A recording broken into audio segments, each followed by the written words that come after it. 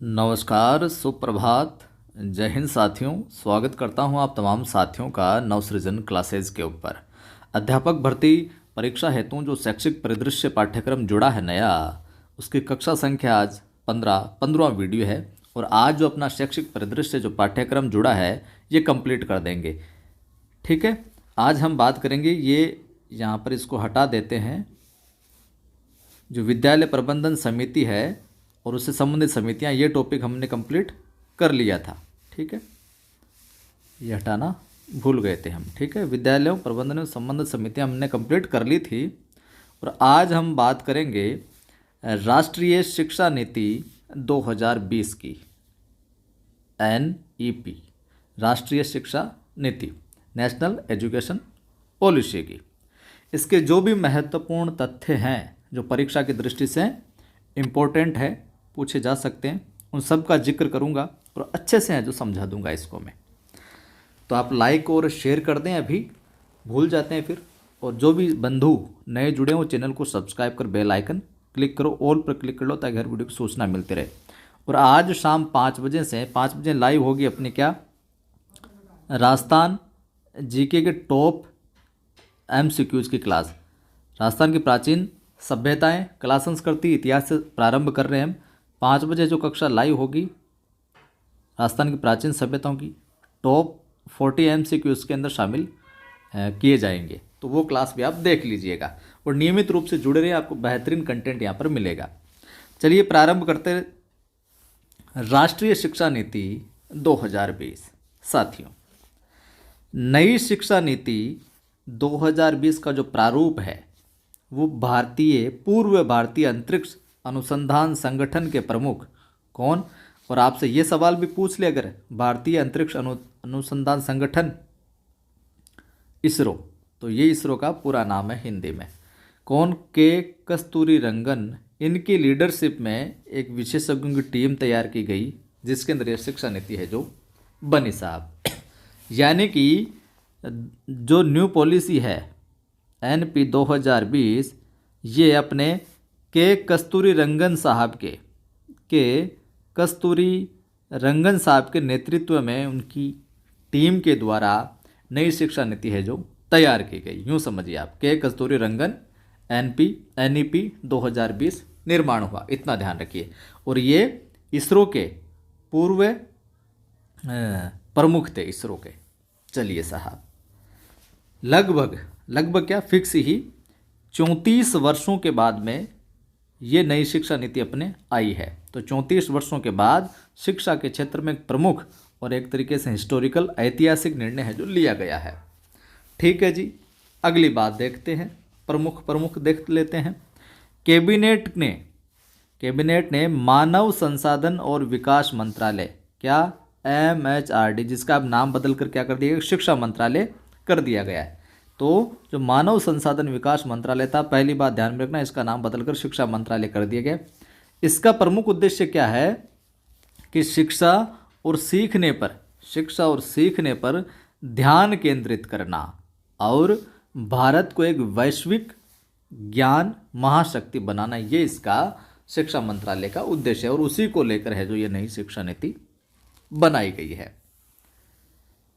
महत्वपूर्ण फैक्ट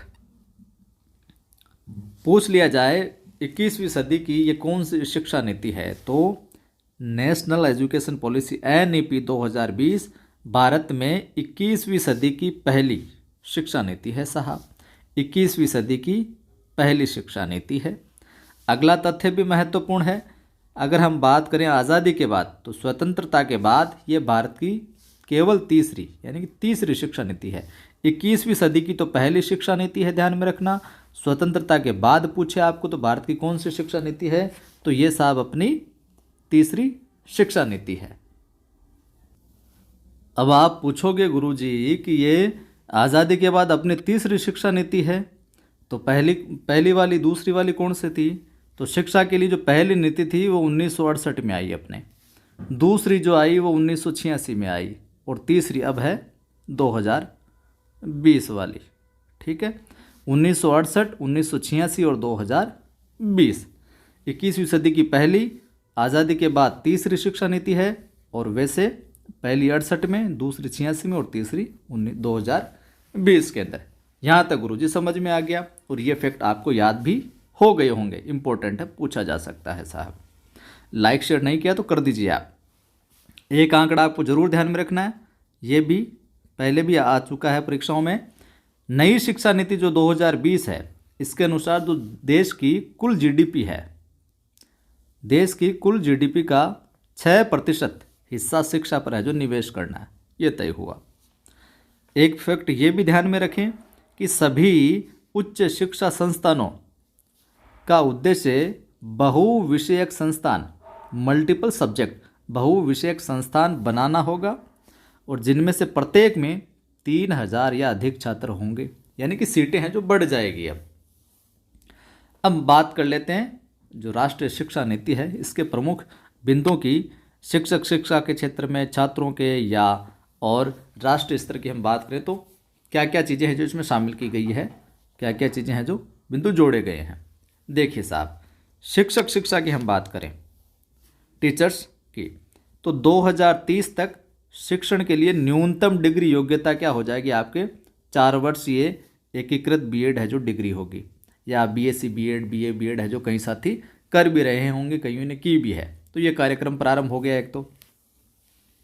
अब इसका क्या मतलब हो गया, मास्टरों को क्या अब सारा का सारा काम डिजिटल होने लग गया आजकल, कभी कुछ हो जाता है कभी कुछ हो जाता है, फिर भी और कई सारे ऐसे अवकाश होते हैं, कई सारी ऐसी एक्टिविटी, तो डिजिटल नॉलेज टीचर को होना जरूरी है। तो इसके माध्यम से क्या किया गया, नई शिक्षा नीति में शामिल है कि डिजिटल डिवाइड को पाटने में मदद करने के लिए शिक्षकों को, क्योंकि पुराने वाले जो जितने भी अध्यापक हैं उनको डिजिटल टेक्नोलॉजी की थोड़ी कम जानकारी, तो उस डिजिटल डिवाइड को पाटने में मदद करने के लिए शिक्षकों क्या भारतीय परिवेश में, भारतीय स्थिति से संबंधित ऑनलाइन शैक्षिक तरीकों का भी है जो प्रशिक्षण दिया जाएगा।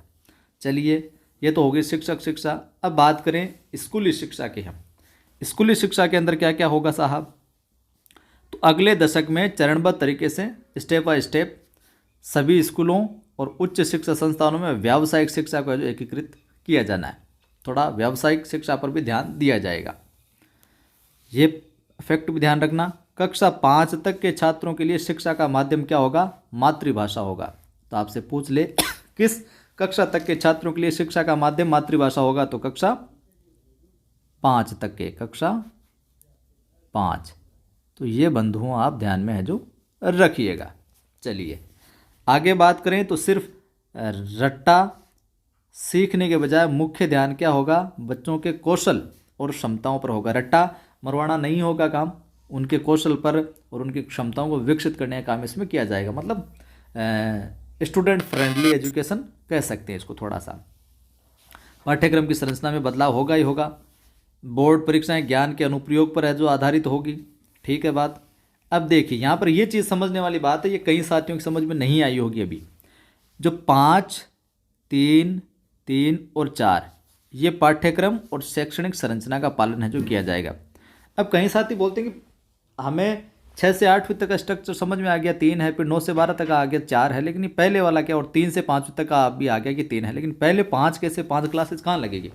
तो देखिए सबसे पहले तो मैं बात बता दूं आपको, उम्र की बात बता दूं तो इसको 1, 2, 3 और 4 चरणों में जो बांटा गया पूरी को।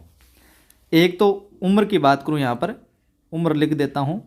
जो पहला चरण है इसमें उम्र होगी अपने 3 से 8 साल तक के बच्चे हैं ना, 3 से 8 साल तक के बच्चे आएंगे 5 तक के सेक्शन में। फिर सेक्शन आता है 8 से 11, इस आयु वर्ग वाले आएंगे अपने 3 वाले सेक्शन में। फिर सेक्शन है, अभी समझाता हूँ ये क्या चीज़ है, 11 से 14 वाले फिर 3 में, और 14 से 18 वाले फिर चौथे में। ये शिक्षा है जो ये फॉर्मूला डिजाइन किया गया।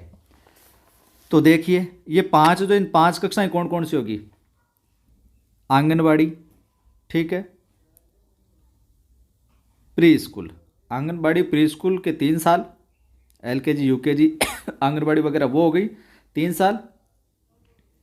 तो आंगनबाड़ी और प्री स्कूल हो गई, और 3 साल स्कूल वाले, पहली दूसरी और उससे पहले वाली, तो ये 3 साल हो गए। इस प्रकार से 5 का सेक्शन हो गया। ये आंगनबाड़ी और प्री स्कूल के क्या हो गए 3 साल, तो ये सेक्शन हो गया 5 में डिवाइड हो गया। बात करते हैं तो ये सेक्शन तो आएगा 5 वाला, क्या आएगा 3 से 8 साल तक के बच्चों के लिए। फिर सेक्शन आता है 3 वर्ष वाला, तो ये कक्षा 3 से 5 तक, कक्षा 3 से 5 तक। तो कक्षा 3 से 5 वाले किस उम्र के, 8 से 11 वर्ष के बच्चों से ही 3 से 5 वर्ग। फिर 3 का आ गया 6 से 8 वाला, तो कक्षा 6 से 8 तक मिडिल स्कूल स्टेज जिसे हम कह सकते हैं, वो 11 से 14 साल के बच्चों के लिए मिडिल स्टेज, 11 से 14 साल के बच्चों के लिए। और फिर कक्षा 9 से 12, कक्षा 9 से 12 4 साल हो गए, ये आ गया सेकेंडरी स्टेज। इसमें हो जाएगा आपके 14 से 18 वाले बच्चे, 14 से 18 वाले बच्चे। इसमें भी 2 फेज है, 9th 10th और 11th 12th। तो कुल मिला के ये चक्कर रहेगा यहाँ पर 5 3 3 4, ये स्ट्रक्चर ध्यान में रखना, 5 3 3 4, 5 3 3 4, 5334, 5334 याद रख लेना चाहिए। अब इसमें देख लेना 1 से 5 तक, 3 से 8, और फिर जो आगे वाला है 3 से 5, 8 से 11, 6 से 8, 11 14, और फिर 14 18। आप थोड़ा सा लॉजिक लगा के, वैसे तो याद रह जाएगा, नहीं रहे तो ऐसे भी ध्यान रख सकते। 1 से 5 तक तो 3 से 8 हो गया। फिर आगे चलेंगे हम, कौन सा, 1 से 5 तक के बाद में, 1 से 3 तक के बाद में 3 से 5, 3 से 5 कितना है 8 11। अब 3 से 5, तो इन दोनों को जोड़ते क्या हो जाएगा 8 हो जाएगा, तो 8 से शुरू कर देना। फिर अगला स्टेज 8 के अंदर 3 जोड़ देना, 11 से शुरू कर देना, ठीक है बात। और बाकी वाला 14 से 18 वाला आप ध्यान में रख ही लेना। इस तरीके से आप लॉजिक लगा सकते हैं, वरना तो सीधा सीधा याद हो जाएगा। ये भारतीय उच्च शिक्षा आयोग का निर्माण किया जाएगा साहब इसके अंतर्गत, नई राष्ट्रीय शिक्षा नीति के अंतर्गत।